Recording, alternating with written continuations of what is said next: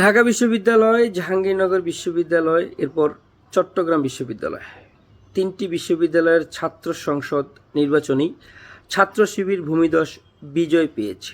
বাকি রইল রাজশাহী বিশ্ববিদ্যালয়। ধারণা করা যাচ্ছে সেটি তো তাদের জয় জয়কার হবে, অর্থাৎ দেশের শিক্ষাঙ্গনের নেতৃত্বে ছাত্র শিবির ইতিমধ্যে এসে পড়েছে। তাদের দখলে গিয়েছে ছাত্র রাজনীতির বড় অংশ। দেশের রাজনীতির আতুরঘর খ্যাত যেসব স্থান রয়েছে, যেসব বিশ্ববিদ্যালয় রয়েছে, প্রত্যেকটাতেই তারা নেতৃত্ব দিচ্ছেন বা নেতৃত্ব দিবেন। এটাকে সহজভাবে বলা যায় না। মানুষজন বলছে ছাত্র সংসদ নির্বাচন তো আর রাজনৈতিকভাবে জাতীয় নির্বাচনে এফেক্ট পড়বে না, কিন্তু যারা এসব কথা বলছে তাদের উদ্দেশ্যে আমাদের বল, ছাত্র সংসদ নির্বাচন শুধু একটা বিশ্ববিদ্যালয়ে ছাত্র শিবির ভূমিধস বিজয় পায়নি। তারা এখন দেশের বড় বড় যে শিক্ষা প্রতিষ্ঠান আছে সেখানকার নেতৃত্বে রয়েছেন বা নেতৃত্ব নিয়ে নিয়েছেন। এমত অবস্থায় জাতীয় সংসদ নির্বাচনটা খুব চ্যালেঞ্জিং হবে।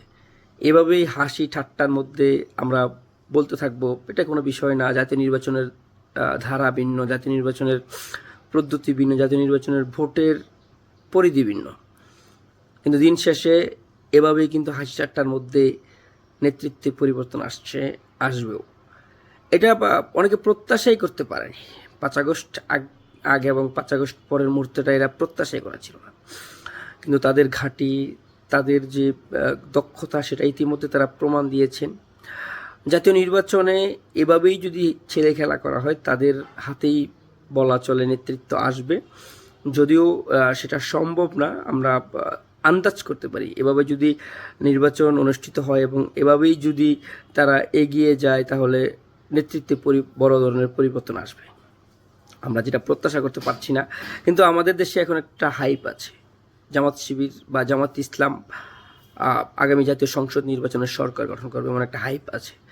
এটা যদি এভাবেই এই ছাত্র সংসদ নির্বাচনের মতো করে নির্বাচন হয়ে যায়, গা ছাড়া নির্বাচন, অনেকে ভাবতেই পারছে না যে ছাত্র শিবির বিজয় লাভ করবে, কিন্তু দিন শেষে তারা বিজয় লাভ করছে। তাদের দক্ষতার মাধ্যমে, তাদের ভোট ব্যাংকের মাধ্যমে, কিংবা তাদের কি বলে সেটাকে, তাদের যে কনভিন্স করার পদ্ধতি, পলিসি, সেটাতে তারা কিন্তু এখন পর্যন্ত সফলতা অর্জন করেছে। জাতীয় সংসদ নির্বাচনেও যদি এভাবে চলতে থাকে ধারণা করা যাচ্ছে নেতৃত্বে পরিবর্তন আসবে, চেয়ারে পরিবর্তন আসবে এবং দেশের শাসন ক্ষমতায় পরিবর্তন আসবে। এটাকে ছুঁড়ে ফেলার কোনো ছুঁড়ে ফেলার মতো কোনো বিষয় না। এটা মাথায় রেখেই রাজনীতি করতে হবে। যারা রাজনীতি করছেন, যারা বর্তমান রাজনৈতিক দলগুলো নিজেদের ক্ষমতা নেবার বা ক্ষমতার একটা দ্বারপ্রান্তে আছেন, তাদের অবশ্যই মাথা ব্যথা থাকতে হবে জামাত কিংবা তাদের যে সমন্বয় দল সেটা তারা কিভাবে এগোচ্ছে এবং কিভাবে সফলতা পাবে। 33 বছর, 35 বছর এবং 5 থেকে 6 বছর পর যে ছাত্র সংসদ নির্বাচন হয়েছে এখন পর্যন্ত, প্রত্যেকটাতেই কিন্তু ছাত্র শিবিরদের ভূমিধস বিজয় হয়েছে। ধারণা করা যাচ্ছে রাজশাহীতে তারাই জয়লাভ করবে। তাহলে বলা চলে শিক্ষাঙ্গনের যে নেতৃত্ব সেটা ছাত্র শিবির দখলে নিয়েছেন এবং তারা নেতৃত্ব দিবেন আগামীতে।